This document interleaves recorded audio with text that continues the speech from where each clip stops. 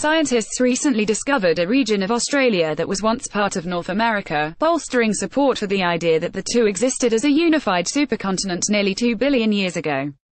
A team led by researchers from Curtin University in Australia discovered that the sedimentary sandstone in the northern Australian region of Georgetown didn't bear much resemblance to other rock compositions in Australia. According to a Curtin University press statement, it did, however, bear quite a strong resemblance to rocks one might find in the North American landmass, known as Laurentia.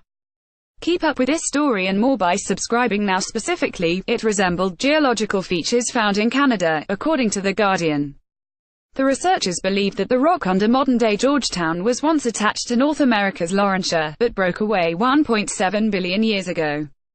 After drifting for another 100 million years, it crashed into Australia. A paper describing the research was published in the scientific journal Geology. This was a critical part of global continental reorganization when almost all continents on Earth assembled to form the supercontinent called Nuna. Co-author Adam Nordsvan, a student at Curtin University's School of Earth and Planetary Sciences, said in the press statement. The most well-known supercontinent, Pangaea, broke apart sometime around 175 million years ago, according to Live Science.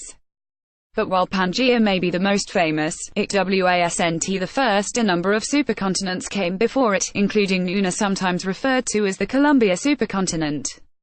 Nuna itself split into pieces another 300 million years after reaching Australia, according to the statement. But even as the rest of the landmass drifted away, the rock under what would later become Georgetown refused to budge, and has remained part of Australia ever since.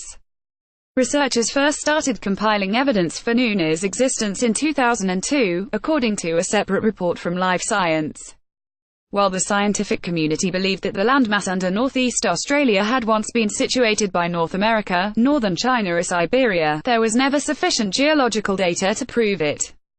This is a big contribution to the body of evidence supporting Nuna. Ongoing research by our team shows that this mountain belt, in contrast to the Himalayas, would not have been very high, suggesting the final continental assembling process that led to the formation of the supercontinent Nuna was not a hard collision like India's recent collision with Asia. Co-author Zhengxiang Li, a John Curtin Distinguished Professor in the School of Earth and Planetary Sciences, said in the press statement.